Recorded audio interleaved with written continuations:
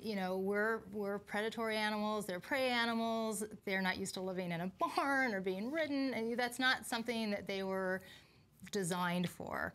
So I think that that's such an important concept to hold on to when you're working with your horse. Because if you think that there's something natural about it, then I don't think we give the horse everything that he needs in order to be part of our world. And that's what it's about for me. You know, the difference between being, you know, unnatural or natural. So it's like, okay, so it's not natural, so what can we do to make it better for him?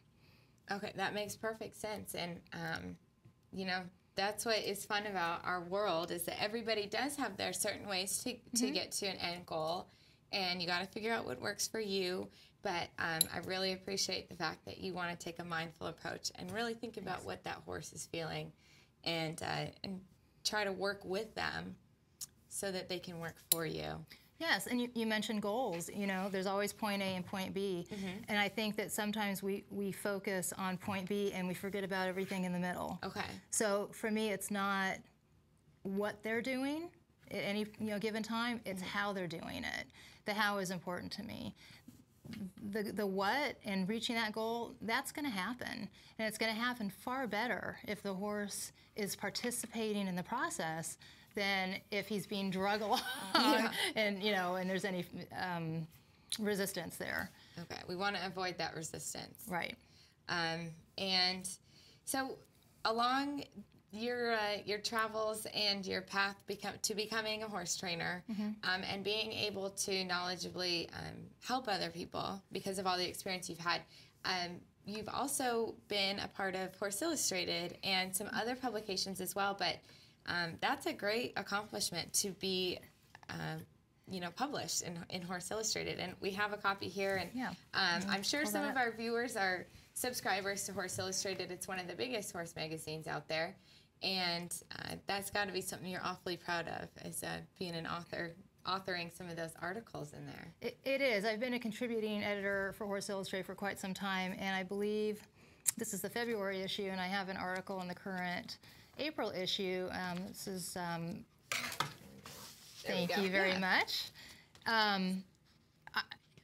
You know, there is the training aspect, and I do the Western training articles, you know, when I write for Horse Illustrated. And I have a couple columns in there too, but you know, everything that I talk about when I'm talking about training, which might be about getting your horse to use its hind end better, or you know, carry its head in a better place, it's all based on this concept of, you know, working on the basics and getting the horse in a soft frame and helping him, giving him the support to be capable of doing what we're asking him to do, making it easier for the horse to do what we want. How would you describe that feeling of when your horse is using himself correctly and when he's balanced? How would you describe that to somebody? You know, if I only had one word to use, I would say effortless. Okay. Because when everything comes together, dare I say it, it's almost boring, because it's just, you know, you just barely move your hand or take a little feel or touch with your leg and you get the response that you're looking for. Is, you know, when you're going to have a lot of consistency too. So whether you're following a straight line or following an arc, circling, changing direction, you won't have a lot of change in speed. You won't have speed up, slow down, break gait, everything. The horse will be supporting himself and carrying himself, changing the shape of his body to follow the path that you're asking him to follow.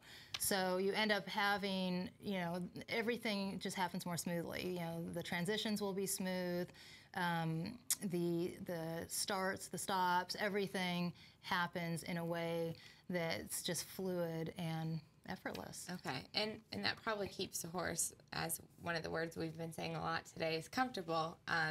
When they are square and balanced, exactly, they're obviously more comfortable if you ask them to stop. They're not herking and jerking and... Yeah, it's like they're always ready to do everything you're asking them to do. It's perfect. And then that would translate, no matter what event you were doing, they would be able to do it with a lot less effort. Exactly. So one of the things you brought with you today is one of your saddle pads that you use. And, you know, something works for everybody, but what you found to be the most comfortable for your horses and riders is this saddle pad. So tell us a little bit about it. Yeah, I actually I became a distributor. You know, I sell these saddle pads on my website. because it's so important to me to know that the horse is comfortable and physically capable of doing what we're asking them to do. The reason why the saddle pad is important to me is because a lot of people have saddles that don't fit correctly. Right. You may not know that, but this is like, you know, while I would say get a better fitting saddle anyway, at least you're giving your horse a chance to be comfortable and to use his muscles correctly. Okay. So one of the problems, you know, if you have a horse with a sore back is that it just keeps getting worse, and there's no way for it to heal and you know, for him to recover unless you take the pressure off. So as things get worse, then you start to have more behavioral problems and performance problems. Okay. So the great thing about this pad is it just kind of covers all the bases. Okay. It breathes, so it cools the horse's back in the summer. In the winter, it actually helps to warm the muscles so that, you know, they loosen up, better circulation. Okay. And it distributes the pressure on the horse's back laterally. So when you put a saddle on a lot of pads, the pads crush and it just pushes into the back. You know, there's some padding, but it doesn't necessarily keep the saddle off. Okay. So what I have people do is they use the pad that they're using, you know, currently. We put that on. I ask them to slide their hand under the saddle, under the front of the bars, behind the shoulder.